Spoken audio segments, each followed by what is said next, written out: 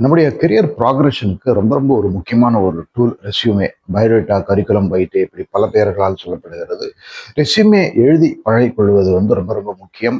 எவ்வளவோ விஷயங்கள் வந்து நேரத்தை செலவிடுகிறோம். ஆக நம்முடைய ரெஸ்யூமே நாமே எழுதி கொள்வது அப்படிங்கிறது மிக மிக முக்கியம்.